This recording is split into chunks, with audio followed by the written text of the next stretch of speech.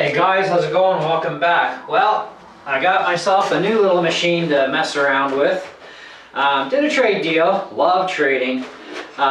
This is the HPI Sprint 2 with a Nissan GT-R body on it. Now this is an on-road car, good for racing, that sort of thing.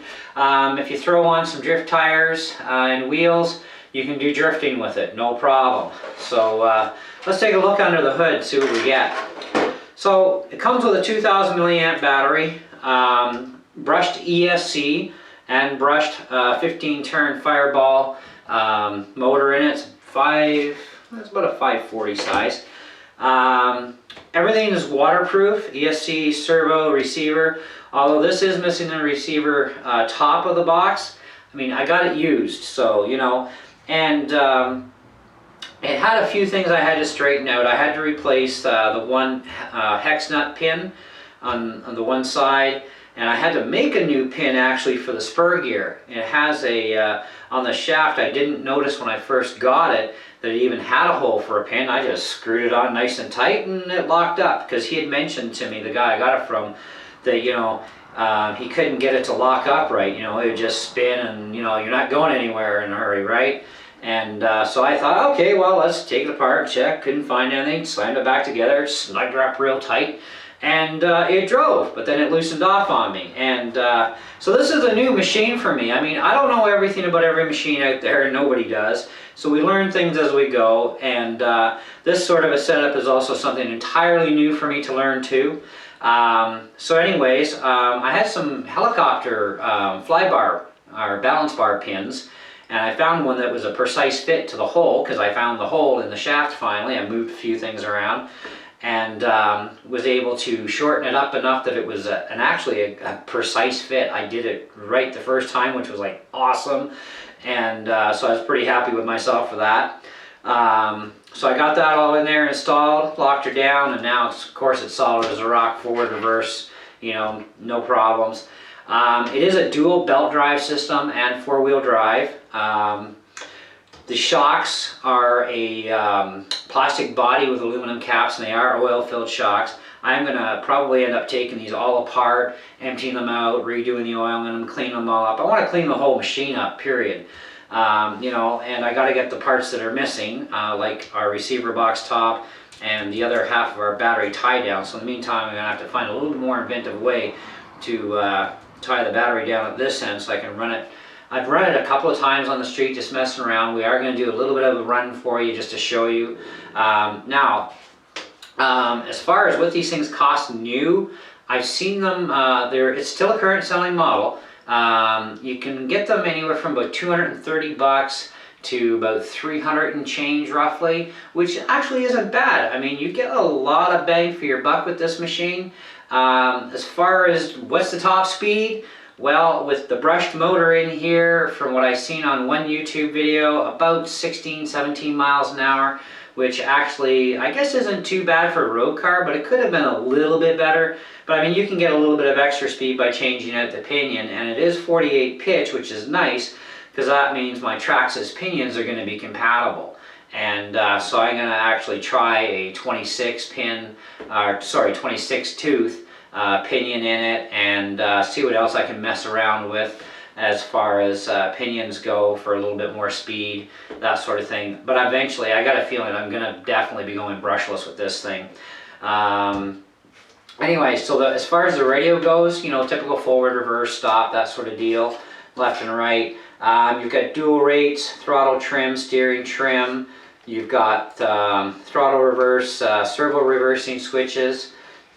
Channel 3 is set up for accessories. So if you want to put in like a lighting kit, underglow, that sort of stuff, then you can activate and deactivate it through channel 3.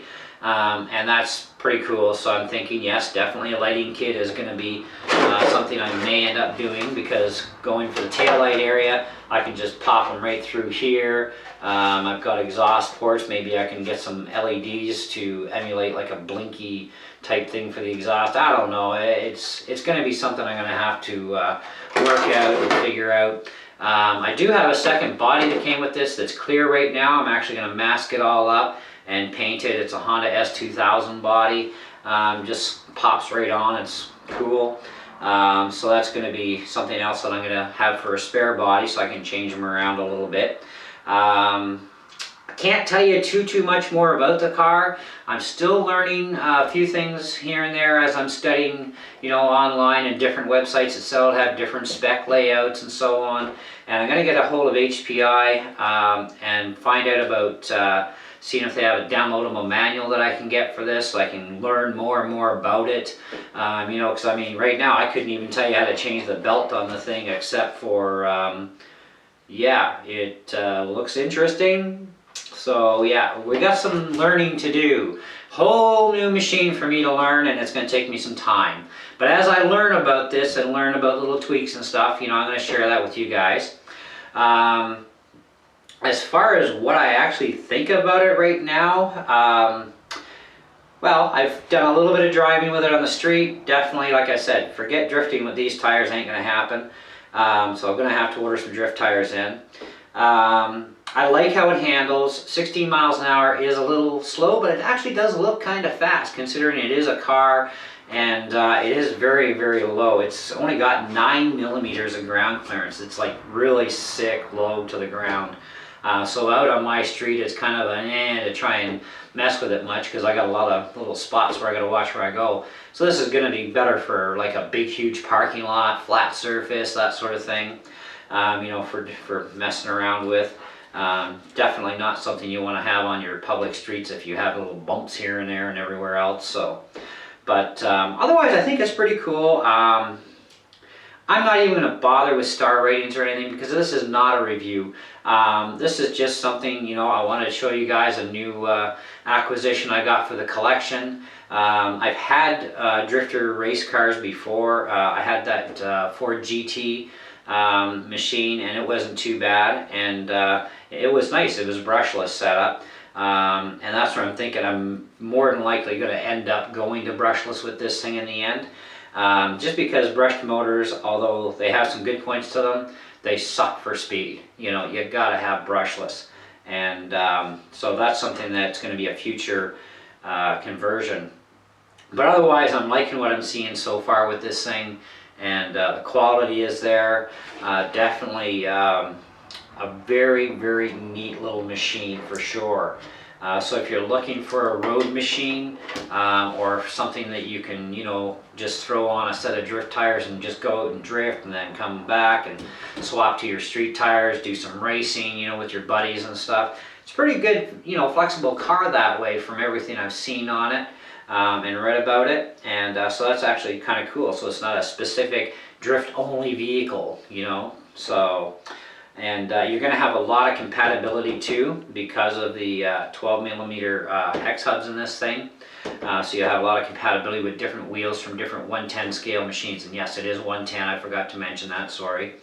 But anyways, I think it's time that. Even though I don't have this battery clamp completely down, it's pretty good as long as I don't go too crazy with it. But I think what we'll do is we'll take her out for a little spin and show you guys how it runs on the street. So we'll be right back.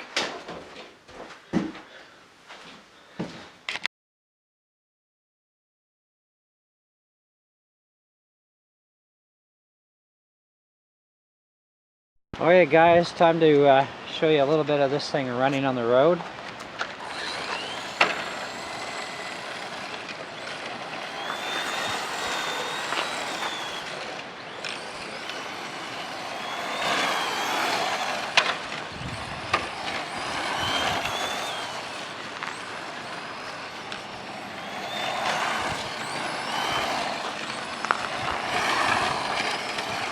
Like I said, forget trying to drift with this thing with these road tires.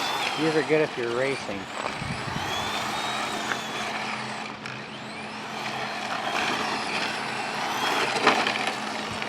That's the best you're going to get.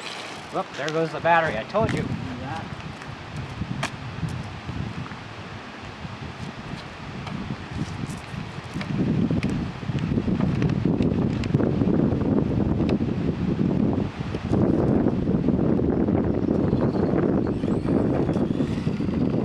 gotta work on that battery tie down solution until I get the parts in to lock it down properly.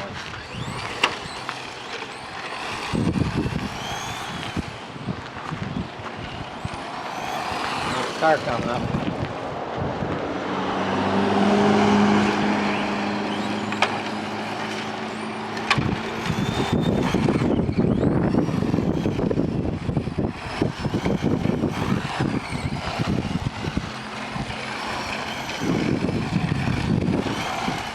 It doesn't do too bad with the 2000 milliamp impact, but a LiPo would certainly add a lot better punch for it.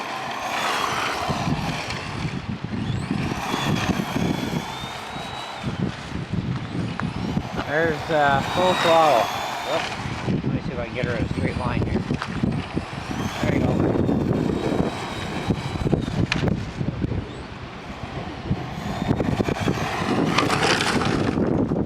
Spinning out of gravel.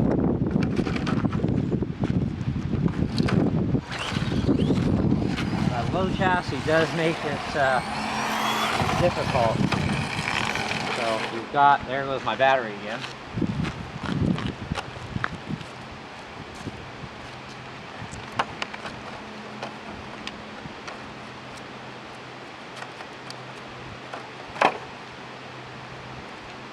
Round two. Definitely got to tie that battery down. But I want to show you guys this thing running just so you can get an idea.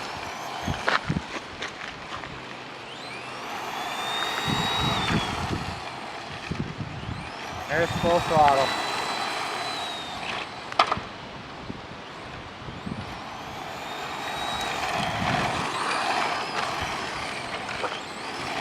So I mean, a brushless upgrade, definitely in order for a lot of extra torque and speed, because you do need a combination of torque and speed for drifting, but also proper drift tires. But I think it would still be okay with the brush system with just a set of drift tires on it. I'm going to try it that way first, see how I like it, because I'd really like to learn how to drift, because racing isn't something I really do as far as with on-road stuff. I'd rather, you know, race, you know, truggies, buggies, trucks, stuff like that. But cars like this, you know, I'd rather do the whole drifting thing with it. So, but otherwise, I mean, so far I'm liking the thing. It's pretty cool. You do have to watch it though with the hitting the sand and stuff, because you don't want to get that into the belt train and destroy your belts. But all for all, I mean, I think it was a pretty good trade deal. I'm happy with it. It works great. It's just a matter of a couple of little parts that I need to pick up. And a LiPo battery for sure would be an awesome little upgrade for it. But yeah, she's pretty decent little rig. So when I get the other parts in for this and a set of drift tires on it, I'm going to try doing a little bit drifting, and then at that time I'll definitely do another video and, you know, keep you guys updated as to what's going on. I'm going to give this whole thing a good bath and clean it all out nice, and then, like I said, I get the parts, I'll put them in and go from there. But that's the battery I got with it, and it comes with a 2000 milliamp. I think it's a plasma battery that the HPI supplies, but it's still 2000 milliamps, and it's still a good battery. I put it through my regular charger, so I know it's holding full capacity and everything's good. So that's what you can expect out of this thing right out of the box, is an RTR with a brush system in it, you know, as far as speed goes and that sort of deal. But definitely got to get some drift tires in there and have some real fun. Anyways, thanks for watching. We'll definitely catch you guys on the next video, and look for more videos once I get parts and get this thing tuned up a little bit better. Thanks for watching.